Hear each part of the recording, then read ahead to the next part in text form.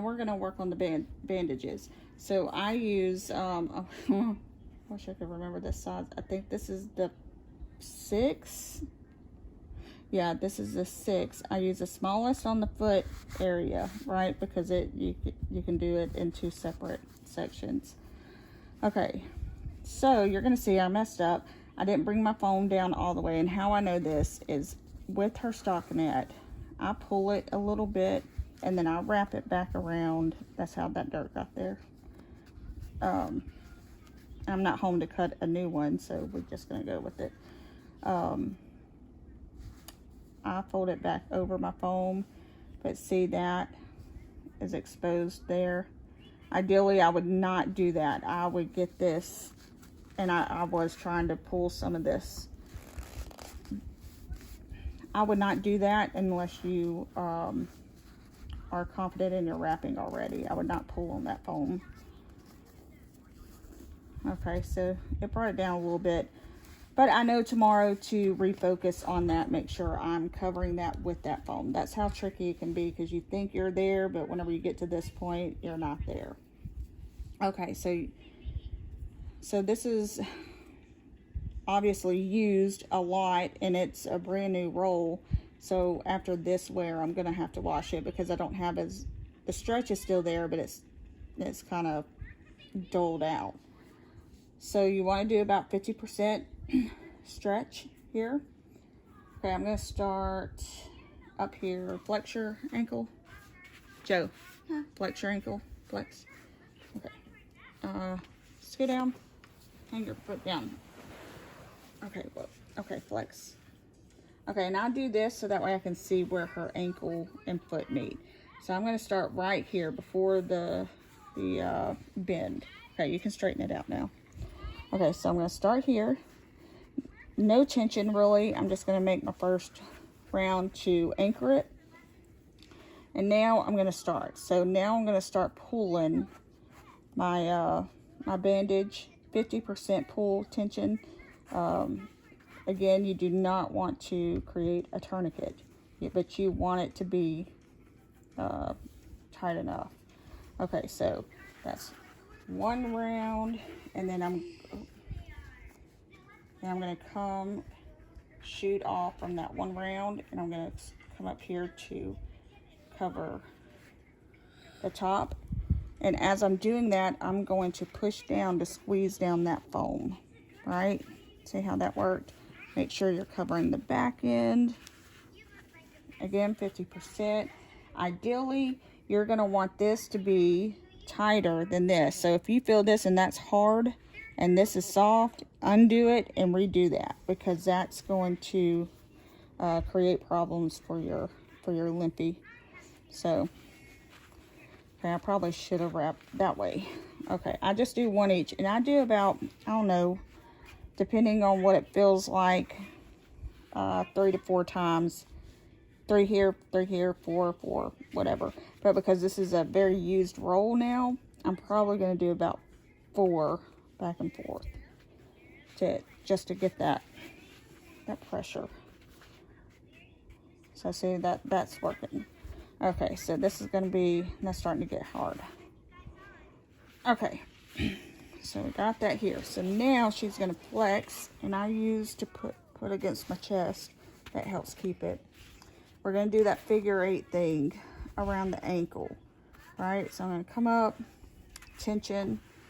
That tension allows you to maneuver the roll how you want. Just go to the back of the ankle, come back around, and now we're going to, like I said, tension, try to keep it smooth. Now we're going to cover this, and you have to watch what you're doing on the back side, because sometimes you think you're covering it, but you're not. So I'm going to have to go one more here. Okay. That 50% coverage overlay. Okay, so now I'm just going to shoot up. Now, places feel more soft than others. It's fine, because we're fixing to come back with another bandage and do heel, ankle, sole. That covers all those spots. Okay. Oh. Okay, so when you secure this, you don't want tension down here. You want your tension here, and let that just flat. Now, whenever I was learning and not good at this, I would pre-cut off my tape and have it laid out along a hard surface so I could just grab it. So there's that. Now we're going to go to the 8. Or is this 4, 6, 8? Maybe that's what it is. But you have the same size. So now I go to, not this size, this size. I think this is a 6 or 8. Okay, same, what we're going to do here, meet the ends. Okay, this has more stretch. So I'm going to meet the ends. I'm going to anchor it, right? Give it that good pull. And then I'm going to just start shooting down until I get to right before the back of the ankle. Okay, so make sure. Okay, now when we're at the ankle, when you're going to pull that tension, it's only going to be on the back side. You really don't want tension on the front side because we already have all this up here. So pull here. Don't use tension, but don't slack off either. That makes sense. So heel, we're covering the heel, pulling, heel. Oh wait, heel, ankle. This part's the ankle, my bad. Okay, so we're going to go all the way up to the top, to the tip, and you're going to have to angle a little bit to get to that tip. And now we're just going to shoot back. After the foot thing, then it's just easy, just going all the way up. So remember that 50% overlay. That helps create that gradient pressure. Okay, because there's nothing under here, I am pulling on top now because we're off that foot. Okay. So again, no tension, let it hang.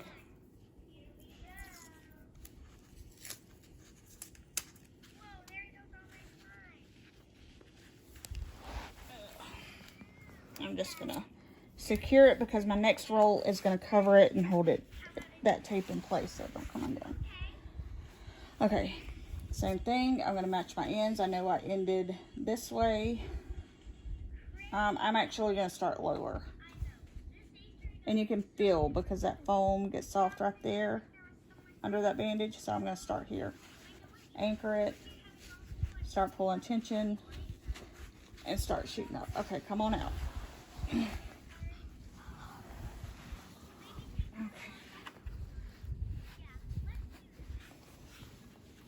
Okay, you're gonna have to stand up. My foot's asleep. Okay, stand. Ow. Stand. Okay. Okay, bend. Okay, so now on this part of the knee, you can do a little bit more than 50% stretch. I probably, if I had to percentage it, it would probably be about 65. So I'm pulling tight. Is your knee bent? Okay, so on that back end, we're gonna start on this side because that's how I landed. I'm gonna start on this side, angling up to come to the top of the kneecap.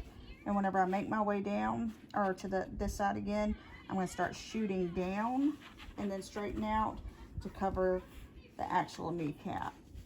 All right, and now I'm just gonna start shooting up like I normally would, okay?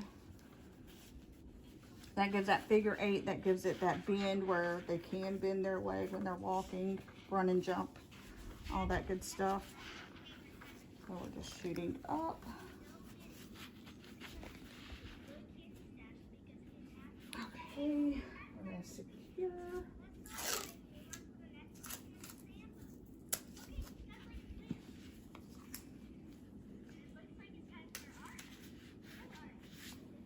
All right, and now I'm going to the 10-inch.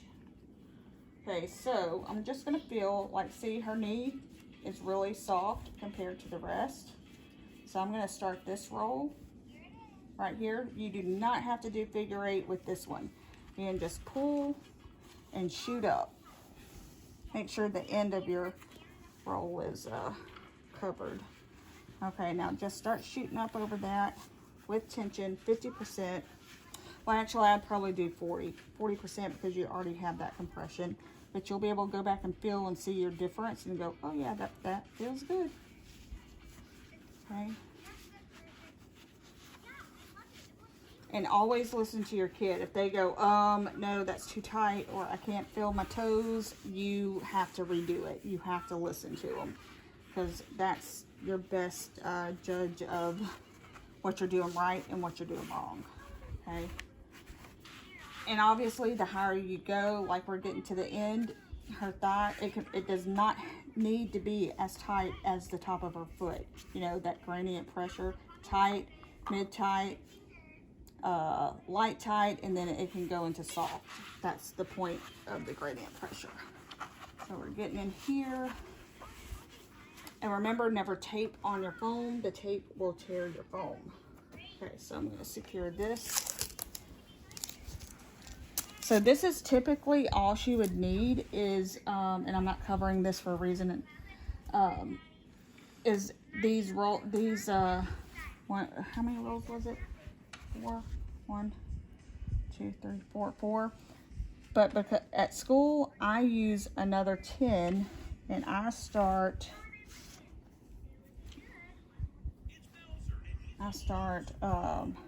right above her knee, and I really do not put any tension on it other than enough to keep it in place. And what this does is help keep her upper half up without it falling down. And ideally, when they're walking and being active, you want this to get loose and to come down where you're seeing some of this skin, because that means it works. But whenever I don't have this extra layer, all her stuff falls to her knee, and that's just because it's to the point of coming undone. So this just kind of, and this is probably, whenever I got up to this point, this is probably a 20% pull, not that 50 down here. No, because I don't want to disturb the gradient effect. But this is just enough to keep that in place without falling down as quick due to error of me. Okay. And then, now this tape does not hold as good as the tape we were using, but I cannot find that other tape. But it still holds. And now I'm just going to tape the mess out of this.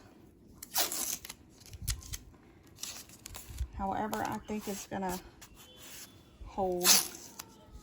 And then I'll show you what I do have, and a lot of people make their own with like jersey fabric, stretch fabric, anything that can move and stretch. They make their own cover, and that's an option if you're creative like that. And it helps keep that tape whenever you don't have the good tape to hold everything. Here, turn towards me. Okay, towards me.